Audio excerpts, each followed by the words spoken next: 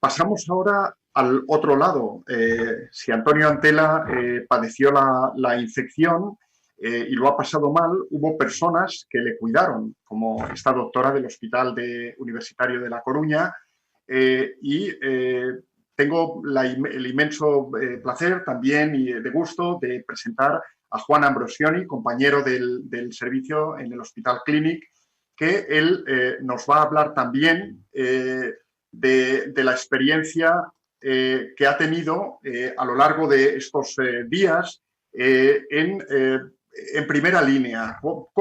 No la teoría, no lo que viene en los artículos, no lo que viene en los resúmenes científicos, sino cuál es su impresión personal de cómo evolucionan los pacientes y cuál es la respuesta real a los tratamientos que se están utilizando por protocolo o no, dependiendo de los casos, y que aún están pendientes de una evaluación definitiva.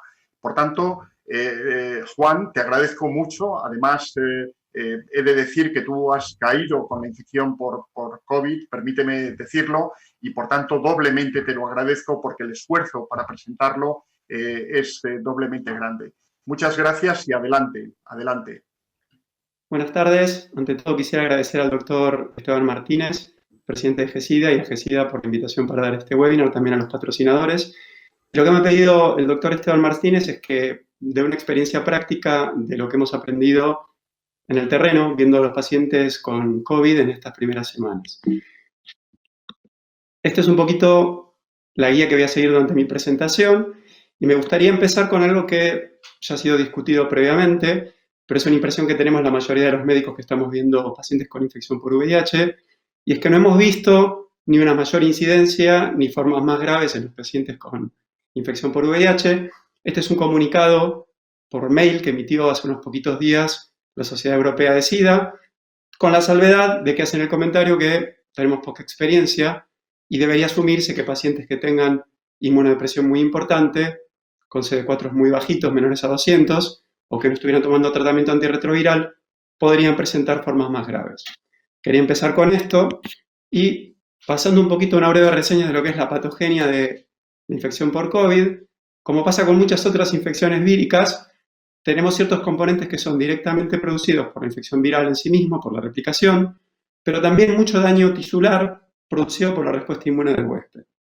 Y de hecho, si vemos este gráfico, que probablemente hayan visto ya en muchas otras presentaciones en estas semanas, tenemos un gráfico patogénico en 3 fases. En una primera, de aproximadamente una semana, con una gran replicación vírica, donde el paciente presenta un cuadro constitucional, un cuadro pseudogripal, con fiebre, con tos seca, con algo de diarreas, con cefalea, y más o menos una semana más tarde comienza a predominar la fase inflamatoria, donde la replicación vírica en sí misma es menos importante, y si no intervenimos en esta fase, el paciente podrá progresar más adelante, aproximadamente 7 días más tarde, a un síndrome del estrés respiratorio que podrá requerir ingreso en UCI para ventilación mecánica. Tener en cuenta esta patogenia es muy importante porque nos indicará un poquito cuáles son las estrategias terapéuticas que tenemos que tener en cada fase de la infección. Entonces, ¿qué fármacos tenemos y qué evidencia tenemos para utilizarlos para el tratamiento del COVID? Dentro de los fármacos antivíricos tenemos una gran cantidad de medicamentos que son potencialmente activos de acuerdo a la actividad presumible in vitro, pero para los cuales tenemos muy poca evidencia clínica.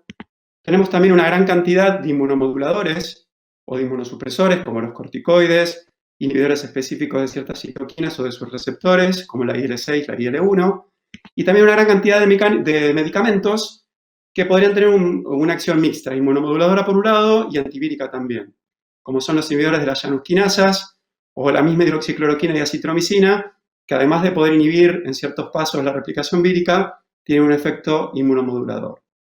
Pero la realidad es que si tuviéramos que escribir hoy una guía de tratamiento de consenso, para casi todos estos medicamentos tendríamos un nivel de evidencia que es pobre, o que me atrevería a decir es paupérrimo.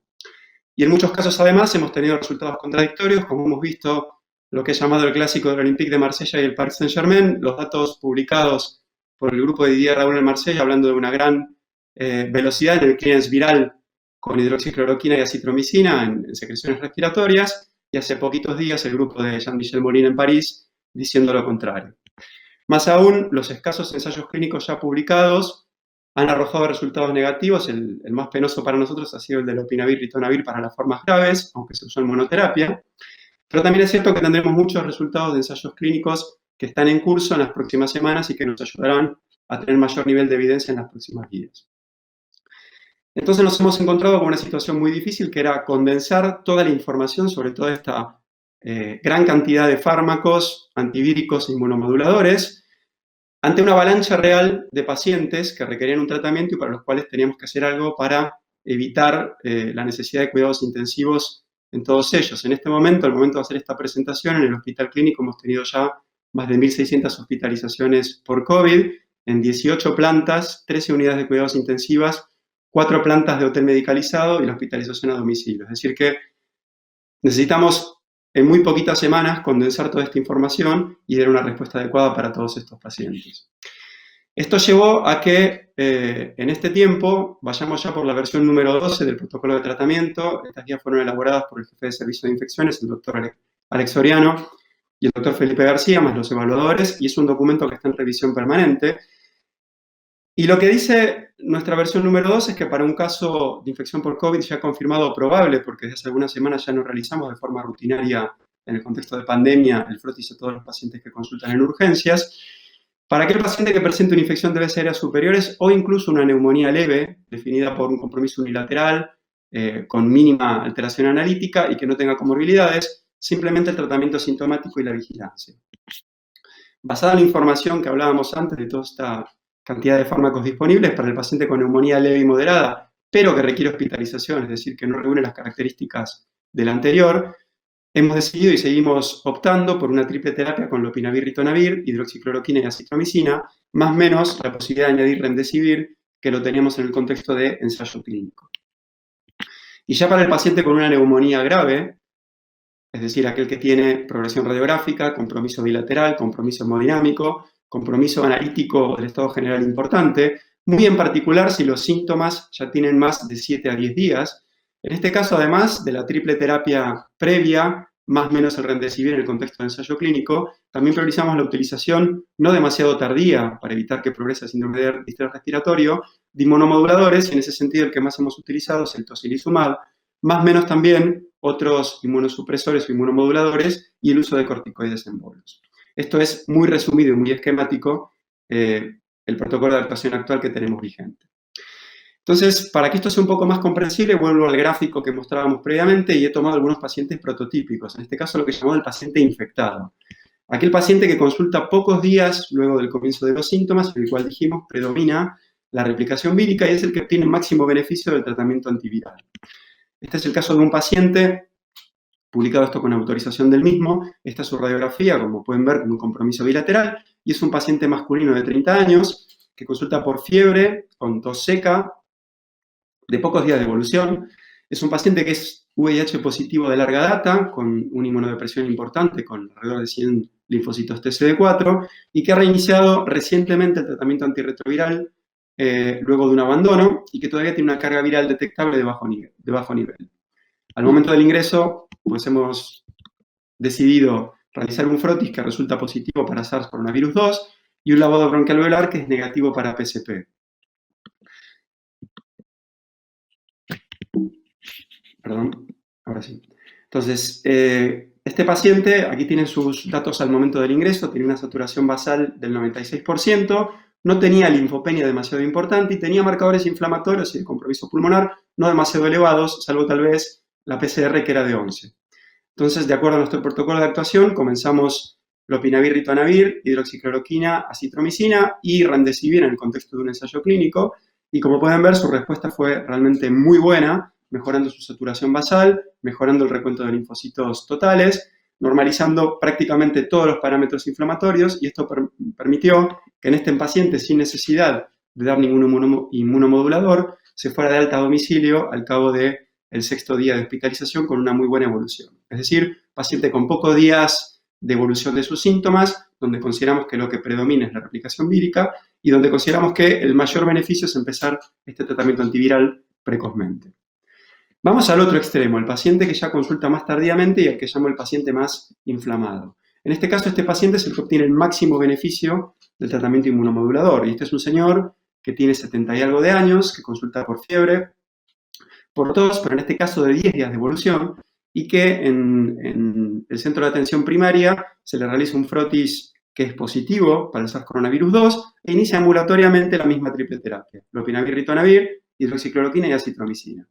Pero 48 horas previo a la consulta, el paciente comienza con disnea progresiva, observar la progresión radiográfica que es realmente impresionante, y se repite el frotis que en este momento es negativo, cuando había sido positivo 10 días antes al momento de comenzar con las manifestaciones clínicas. Ningún test tiene 100% de sensibilidad, esto lo sabemos, pero bueno, es probable que en este paciente, si tenía alguna replicación, ya fuera marginal. Entonces, en este paciente, aquí tiene sus parámetros al ingreso, estaba con un gran requerimiento de oxígeno, saturaba 95% con una fracción inspirada del 40%, una linfopenia muy marcada y realmente marcadores inflamatorios muy, muy importantes. PCR de 23, ferritina extremadamente elevada, dímero D muy elevado. Y en este paciente, de acuerdo a nuestro protocolo, comenzamos con tocilizumab. Al cabo de 24 horas la mejoría no había sido completa, por eso se añadieron bolos de metilpenicilona y también anakinra, y su respuesta fue bastante buena, con una mejoría importante de los linfocitos, una cuasi corrección de prácticamente todos los marcadores inflamatorios, pero una saturación que no terminaba de normalizarse completamente, y esto es porque desarrolló una de las complicaciones que estamos viendo de forma más frecuente en las últimas semanas. El paciente hizo una neumonía organizativa.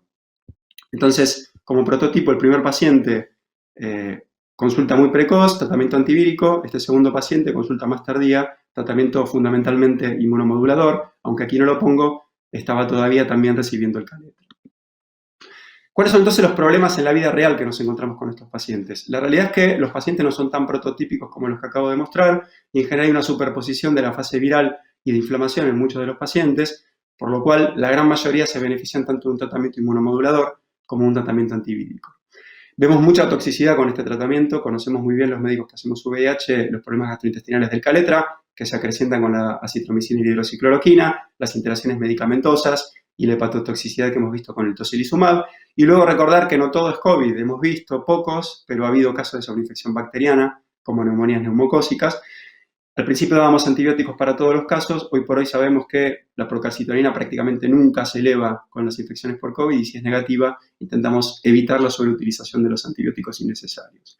Pero estar muy atentos a ciertas complicaciones, como las complicaciones tromboembólicas y la neumonía organizativa, como el del segundo caso que les mostraba. Y luego el último problema es que estos pacientes se recuperan lentamente, muchos de ellos, lo cual hace que, si no se pueden aislar correctamente a domicilio, tengamos un retraso en el alta, y esto nos ha dado la necesidad de, como les mostraba, abrir 18 plantas de hospitalización convencional. Ya para terminar, y mensajes para casa, el COVID ha sido un desafío sanitario y logístico que no habíamos vivido nunca, con necesidad de adaptación permanente, y esto ha sido también así para el tratamiento, 12 PNTs en un mes y medio. Las guías de tratamiento han sido elaboradas con niveles de evidencia bajo o muy bajo para las diferentes recomendaciones y opciones de tratamiento. Creemos que hay que priorizar el tratamiento antiviral en los primeros días, pero no retardar demasiado el tratamiento inmunomodulador si tenemos marcadores clínicos o analíticos de progresión, para evitar el síndrome del distrés y, por lo tanto, la necesidad de intubación, y que la mayoría de los pacientes probablemente se beneficien de ambas estrategias. Por otro lado, tendremos resultados de ensayos clínicos en breve, lo cual espero nos permita adaptar con mejor nivel de evidencia nuestras próximas recomendaciones. Quisiera agradecer de vuelta a GESID y al doctor Esteban Martínez, pero sobre todo, no tengo fotos para todos ellos, pero a todos los compañeros de mi hospital y de todos los hospitales que están trabajando diariamente en atender a estos pacientes. Muchas gracias por su atención. Muy bien, Juan. Pues la verdad, muchas gracias por esta ilustración de trabajo directo, a pie de cañón. Te deseamos una pronta recuperación. Realmente se está empezando a vislumbrar por los clínicos cómo son los pacientes, cuáles son los criterios de gravedad y también cómo deberíamos manejarlos. Y probablemente todo ello, junto con los ensayos clínicos, establecerán normas o reglas o protocolos que tendrán una evidencia y serán mucho más útiles para los pacientes. Muchas gracias de nuevo.